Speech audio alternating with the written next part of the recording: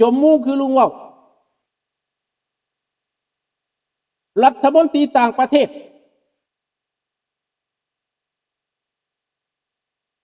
ได้เปิดทางว่าแป๊บเดียวเด้อฮัลโหลoui c'est son frère parler oui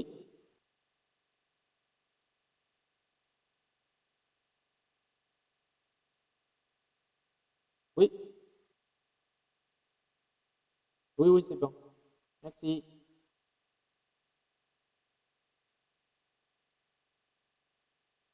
ok merci bye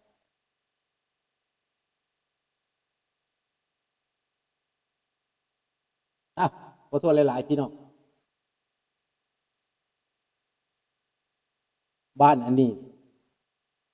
ไปแปลงรถน้ำเขารถออกจากบริษัทใหม่ๆเขาก็อยากพูดว่าไฟรับไส้ดีบ่จังสีนะเขาอยากให้ตอบเขาว่ารับไส้ดีบ่เขาได้เงินน้ำเฮานี่มันก็ดีเลยเนาะอันนั้นแหละพี่น้องดังนั้นพี่น้องเหตุการณ์ของยูเครนนั้น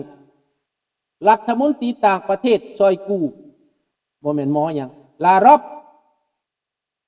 เปิดทางอยากเจรจาแล้วเดี๋ยวนี้ซอกหาทางเจรจาแล้วเป็นหยังเพราะว่าทหารรัสเซียตายรายวันมื้อละหลายร้อยบางมื้อเป็นพันรถถังรถซ่าที่ส่งเข้ามานั้นกลายเป็นเศษเล็กไปเบิดแล้วส่งสนิทเอี่ยมๆมากระเซ็ตถูกยูเครนยึดไปใส่แล้วก็กระนำกลับคืนไปใส่ตุ้ยบ่แม่นเว้าเกินในนี่เว้าจริงในนี่ไปเบิ่งมาเบิ่งแล้วข้าพเจ้าไปเบิ่งทุกซ่องของรัสเซียของยูเครนของต่างประเทศของ CNN ของ BBC เห็นบ่ไปเบิ่งมาแล้วฝรั่งสุดว่าเอียงรัสเซียสถานีฝรั่งนั่นก็ยังเว้าความจริงพี่น้องดังนั้นทางโลกของรัสเซียเขาก็บอกว่ามีทางเดียวคือรัสเซียวางอาวุธและกลับประเทศผู้ใดบ่วางอาวุธก็คือตายยูเครนบ่เอานำแล้วลารอบเสนอเจรจาประธานาธิบดียูเครนปฏิเสธเพราะว่าเจ้าเหตุเกินไปแล้วเจ้าทำลายพอแห้งแล้วบรรยากาศการเจรจามันกลายไปแล้วมีทางเดียวออกจากหรือว่าค่อยปลดปล่อยไปเบิดซะก่อนค่อยปลดปล่อยไปเบิดค่อยปลดปล่อยได้แล้วเจ้าไปเจ้าอยากเจรจาเรื่องสงบศึกก็ได้แต่ตอนนี้ค่อยต้องบุกไปปลดปล่อยประเทศค่อยก่อนตั้งแต่ก่อนเซเลนสกี้เสนอว่าไครเมียกับโดเนตนั้นยืมไปก่อนขอให้ยุดซะก่อนขอให้สันติภาพก่อนตอนเจรจาทำอิฐรัสเซียบ่เอาบาทนี้สิมาว่ายูเครนบ่อยากเจรจานำในบาทนี้พี่น้องตอนมันสิตายได้บาทพี่น้องเอ๋ยตั้งแต่กี้เขาขอให้ยุดบ่ยอมเพิ่นกำลังลุกเด้เพิ่นกำลังม่วนเด้เพิ่นยึดได้บ่นั่นยึดได้บ่นี่เด้ยูเครนขอเจรจาบ่ยอม2-3 เทื่อ4 เทื่อเจรจาก็บ่เอามีแต่ให้ปลดอาวุธอย่างเดียวบอกให้ยูเครนปลดอาวุธสุดท้ายพี่น้องยูเครนแข็งแกร่งขึ้นอย่างที่บ่น่าเชื่ออังกฤษเอาแต่พลเรือนของยูเครนไปฝึกเดือนละหมื่นนั้นอาทิตย์ละหมื่นบ่เป็นเดือนละหมื่นเอาไปฝึกเขียนเขาให้เดือนละหมื่นคือสิเป็นเดือนละหมื่นตามมึงข้าพเจ้าก็เห็นวิดีโอฝึกแท้ฝึกว่าฝึกจนสำเร็จพลเรือนธรรมดากลายเป็นทหารอาชีพเป็นหลายรุ่นมาแล้ว 6-7 รุ่นแล้วแต่อังกฤษผู้เดียวฝึกได้ประมาณ 200,000 คนแล้วนาโตอีกอเมริกาอีกเยอรมันอีกแต่ละประเทศฝรั่งเศสอีกจึงเฮ็ดให้กองกำลังของยูเครนที่เข้มแข็งนั้นกว่าทหารยูเครนที่เป็นกองทัพมาก่อนเพราะว่าเสียหายไปครึ่งหนึ่งในการรบเสียชีวิตไปหลายตึกเพิ่มขึ้นเป็นหลายแสนคนแล้วอาวุธนักบินได้ยนต์บินมาใหม่ได้บินเข้าไปทำลายกองทัพรัสเซียเมื่อวานนี้เมื่อคืนนี้ถึงที่เริ่มแล้วยูเครนเริ่มแข็งขึ้นแล้วแม่นไผเฮ็ดให้แข็งแม่นรัสเซียเฮ็ดให้ยูเครนแข็งขึ้นแต่ก่อนยูเครนบ่มีอาวุธบ่มีอันป้องกันภัยทางอากาศ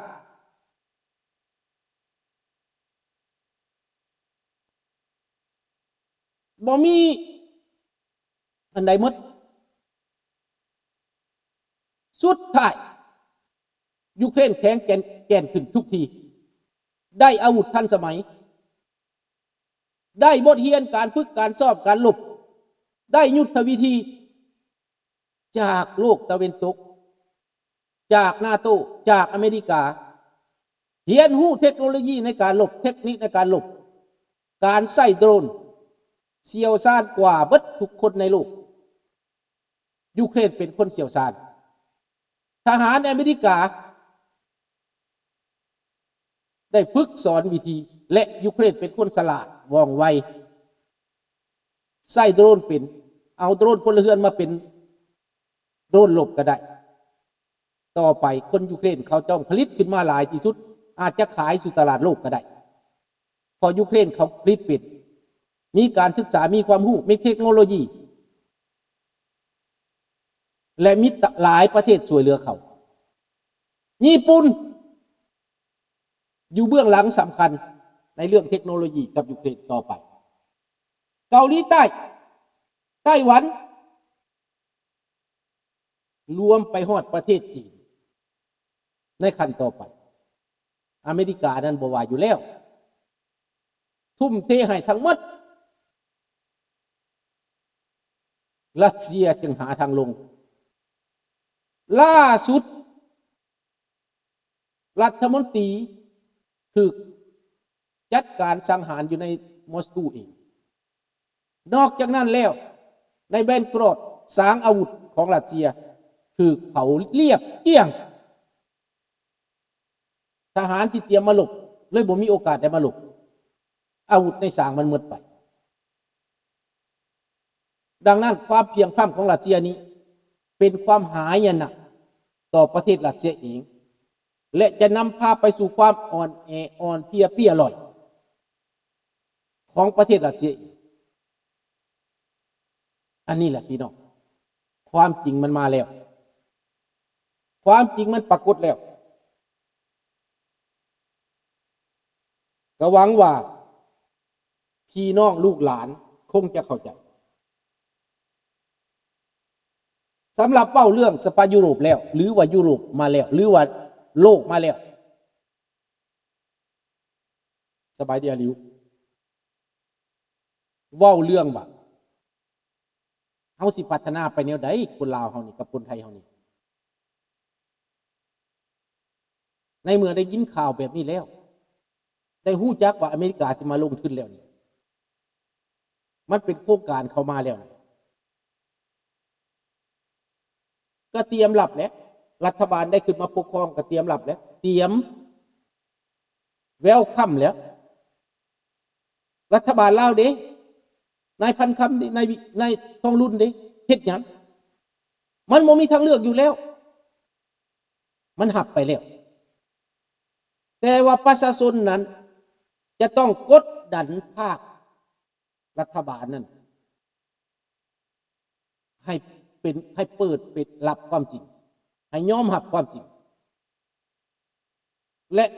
ประนามเปิดโปงความคอร์รัปชัน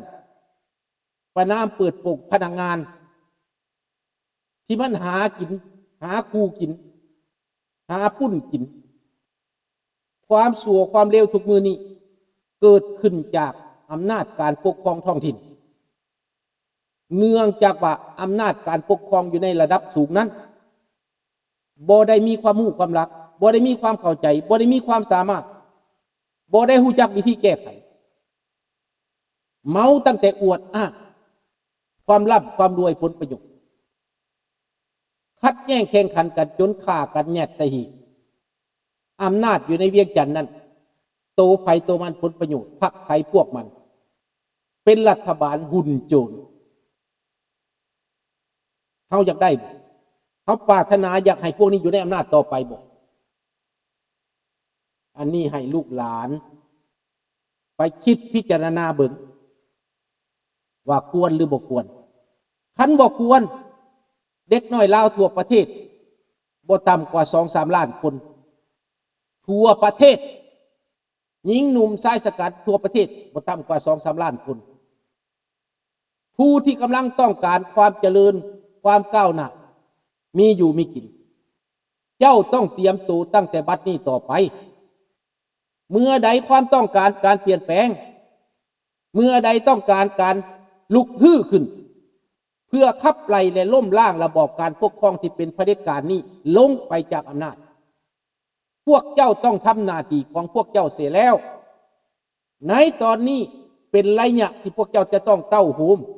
ศึกษาไขว่หาคว้าหาค้นคว้าหาทางออกและร่วมไม้ร่วมมือกันจะเป็นประโยชน์สูงสุดต่ออนาคตและต่อชีวิตประจำวันการครองชีพของพวกเจ้าต่อไปลุงสุนทราหวังว่าจะมีเหือมีแหงมาบอกมาเตือนมาอธิบายมานำพาลูกหลานต่อไปและลุงสุนทราก็จะสร้างไว้อีกหลายคนรุ่นต่อไปเพื่อสืบทอดแนวคิดเจตนารมณ์อันเป็นประชาธิปไตยและมีความยุติธรรมใฝ่ฝันในความหักเสื้อแพงชาติ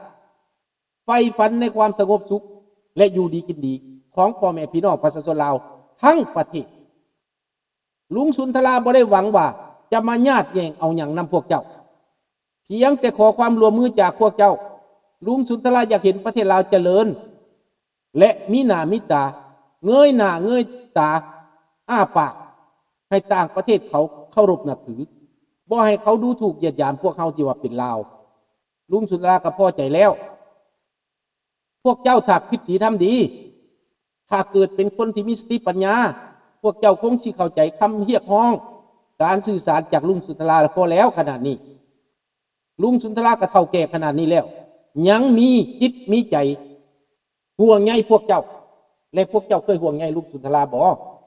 อันนี้ขอตอบและถามคืนดังนั้นถ้าพวกเจ้าห่วงใยก็เอาคำคิดคำเห็นนี้ไปปฏิบัติหัวไม่หัวมือกันหักแพงกันสร้างความแข็งแรงในด้านจิตวิทยาและสังคมและการปกครองเขาก็จะมีการเปลี่ยนแปลงแล้วแต่ลุงสุนทรามีกำลังใจอยู่อันหนึ่งบนว่าลูกหลานเขามาฟังหลายขึ้นนะมึงบอกกันไปสักส่วนเอามาส่วนกันมาฟังส่วนกันมาหับผู้แม่นพวกเจ้าใดที่เป็นคนเหตุไหนบ่แม่นจะให้เว้าแล้วก็เสยไปคือเว้าใส่อันนั้นน่ะอีหยังนี่น่ะบ่ฮู้สึกฮู้ร้อนฮู้หนาวแล้วจมจะว่าทุกข์ยากจมจะว่าบ่มีวาสนานะมันบ่แม่นลุงสุนทรายังได้บอกแล้วว่าการมีอยู่มีกินเป็นการปกครองเปลี่ยนแปลงเป็นการบริหารท่านบริหารบ่ดีประเทศก็ล่มจมเศรษฐกิจก็ตกต่ำสังคมก็เปื้อเปื้อนมีแต่ความวุ่นวายแต่ละมื้อแต่ละวันเป็นย้อนการบริหารชาติการปกครองชาติการพัฒนามันมาจากรัฐบาล